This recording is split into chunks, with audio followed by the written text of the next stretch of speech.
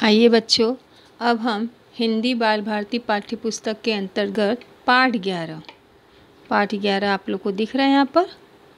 पाठ 11 हम लोग जो है उसके बारे में जानकारी प्राप्त करेंगे। देखो, प्रगति दिख रहा है आपको, है ना। तो इसके बारे में हम जानकारी यहाँ देखो प्राप्त करेंगे। अब आ जाते हैं हम पाठ की ओर। पाठ 11 प्रगति दिख रहा है आपको। 11 में पाठ परिचय इस प्रकार है। प्रस्तुत एकांकी के माध्यम से लेखक ने, देखो यहाँ पे लेखक ने यह स्पष्ट किया है कि अभिभावकों को अपनी महत्वाकांक्षाओं का बोझ कि मेरा बच्चा यही बने, तो वो बोझ बच्चों पर नहीं लादना चाहिए। बच्चों को शिक्षित करते समय उनकी रुचि और अभिरुचियों को भी महत्व मिलना चाहिए। अभिभावक अपने बच्चों की रुचियों और अभिरुचियों की जानकारी उनके शिक्षकों और विद्यालय के मुख्याध्यापक से प्राप्त कर सकते हैं, अर्थात प्रधानाचार्य से प्राप्त कर सकते हैं। देखो यहाँ पर दिख रहा है आपको, ये देखिए। अब आ गया स्वयं अध्ययन। किसी अपठित कविता का पाठ करो, उसके आधार पर टिप्पणी करो। कोई भी एक कविता आप लो और उसके आधार पे उस कविता से क्या संदेश मिलता है, कवि क्या संदेश देना चाहता है, वो अपने शब्दों में अपने विचारों द्वारा उसे लिखो। ठीक है। पात्र परिचय देखो यहाँ पर देख लीजिए। प्रस्तुत एकांकी के माध्यम से लेखक ने विद्यार्थियों के भविष्य निर्माण में उनकी अभिरुचि और रुझान को विशेष महत्व प्रदान किया है। बच्चों का किस तरफ झुकाव ज़्यादा है, वो क्या बनना चाहता है, उसकी जानकारी अभिभावक को होनी चाहिए और उसी क्षेत्र में उसे आगे बढ़ने की प्रेरणा दे, उन्हें सहायता करे, उन्हें सपोर्ट दे। समझ रहे हो आप बच्चों। तो बच्चे क्या करते हैं, उनकी रुचि और कहीं होती है और अभिभावक अपना जो है क्या करते हैं, महत्वाकांक्षाओं की अपनी रुचि का बोझ उस पर लाद देते हैं। तो बच्चा न यहाँ का होता है न वहाँ का होता है। अब बच्चे को किस क्षेत्र में कहाँ कितनी ज़्यादा रुचि है, इसकी जानकारी आपको विद्यालय या शिक्षक से ही होगा, क्योंकि शिक्षक ही जानता है कि उसके क्लास का, उसकी कक्षा का हर एक विद्यार्थी किस क्षेत्र में कितना अच्छा प्रगति कर सकता है।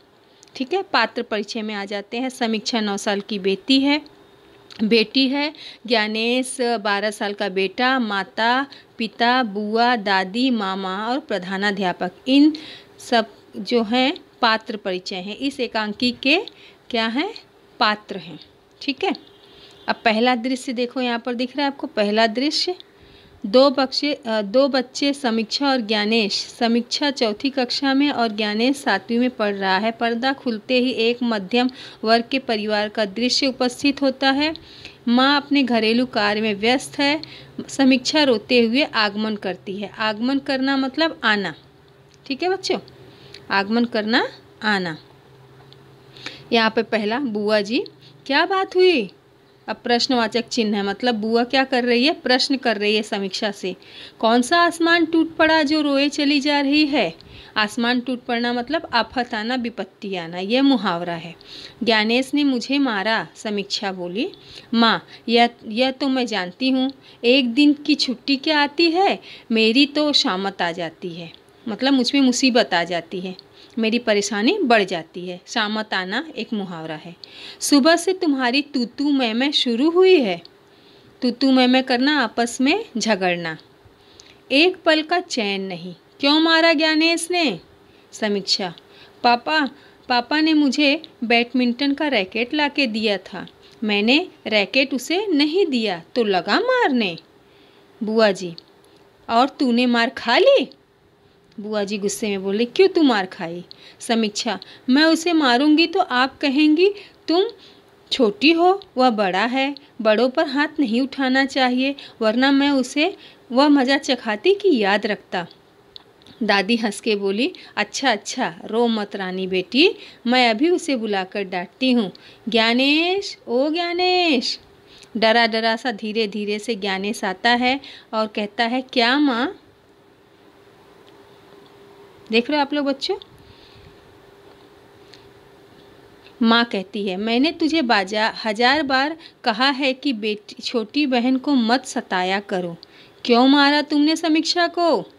ज्ञानेश, पहले इसने अपना रैकेट मुझे नहीं दिया और मैं छीनने लगा तो इसने मुझे ज़ोर से धक्का दिया। माँ, पर रैकेट तो इसका है ना, तुमने क्यों छीना? ज्ञानेश, पापा ने कहा था दोनों इससे खेलना, मुझे तो अभी खेलना था। माँ, ठीक है, कल मैं तुझे अलग रैकेट लाकर दूंगी। आइंदा छोटी बहन को मारना मत, समझे? देखो बच्चों, आप लोग यहाँ पर जो चिन्ह है ना उस पर भी विशेष ध्यान दो। आप लोग को एग्ज़ाम में आ सकता है कि विराम चिन्ह लगाकर वाक्य पूर्ण करो। तो हर वाक्य पूर्ण होने के बाद देखो बच्चों, विराम चिन्ह अवश्य आता है।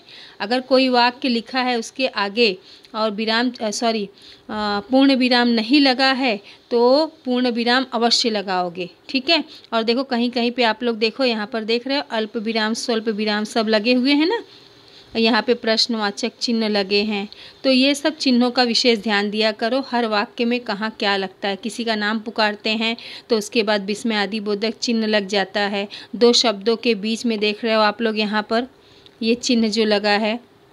तो इस प्रकार बहुत सारे विराम चिन्ह के प्रकार हैं, नाम है, मैंने आपको समझाया है। तो आप लोग इस पर विशेष ध्यान दोगे। अब देखो अगला आ गया, क्या है? रैकेट लाऊंगा, देख रहे हो आप लोग।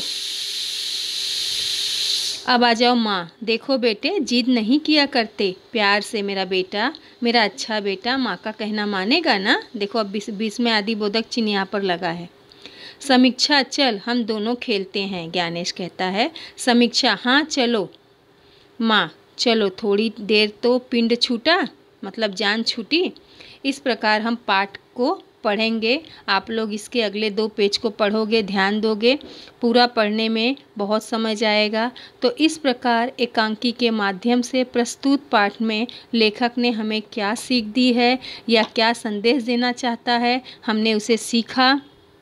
यहाँ दूसरे पेज पर आ जाइए बच्चों, यहाँ पर देखिए, यदि सभी जरा सोचो तो बताओ, यदि सभी बच्चे एक दूसरे से झगड़ना बंद कर दे तो कितना अच्छा होगा ना बच्चों।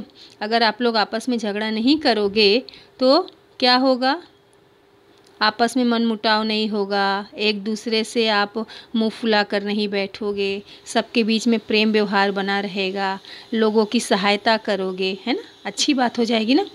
इस प्रकार दूसरा दृश्य जो है इसमें भी आप पढ़ोगे, देख रहे हैं आप लोग।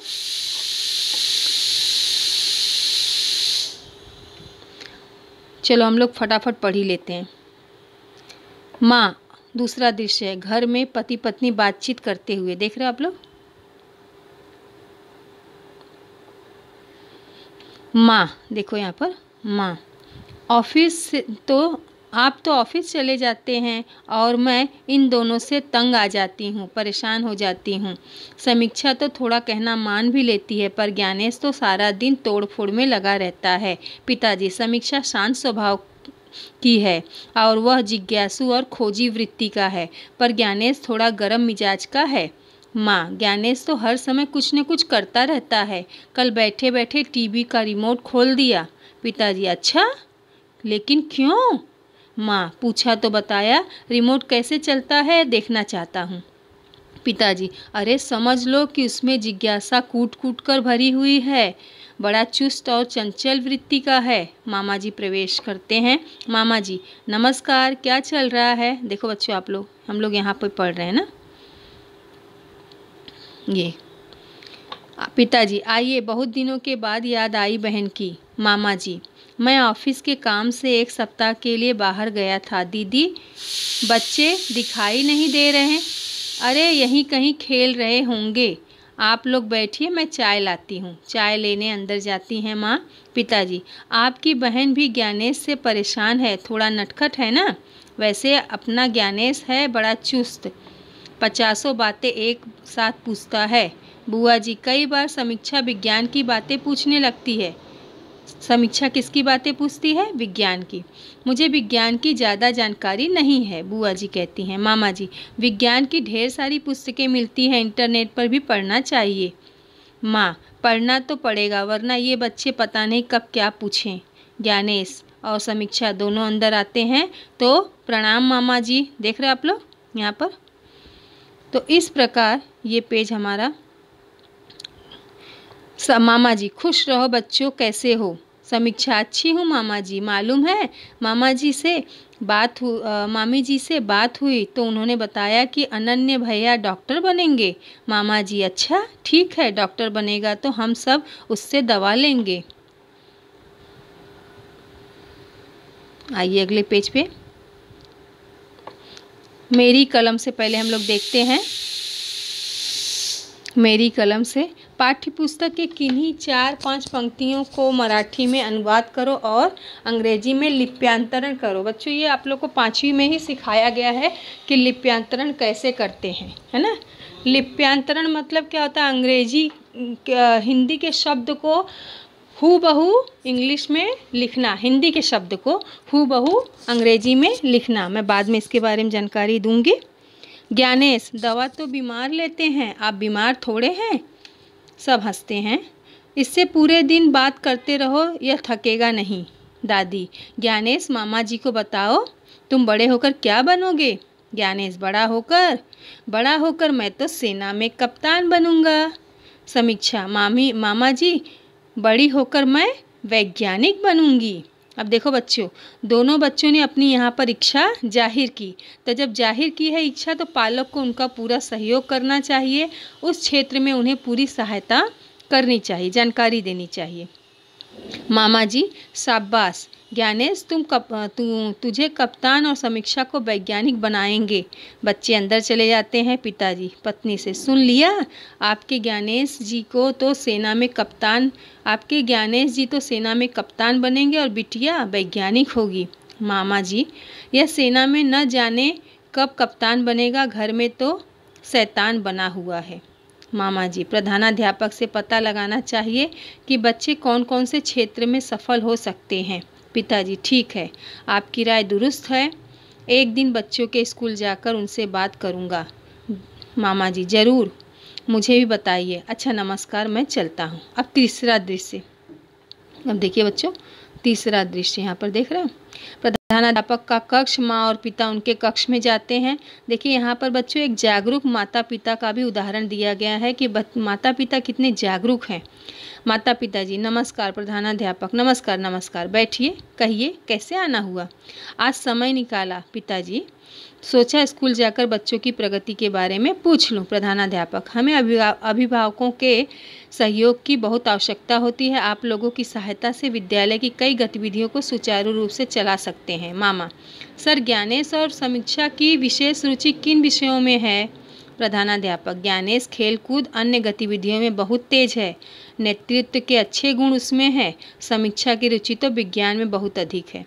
इसी विषय में मुझे निर्णय लेना है, इनके लिए कौन सा क्षेत्र ठीक रहेगा? आपके मार्गदर्शन की आवश्यकता है। प्रधानाध्यापक चार्ट ध्यान से देखते हैं।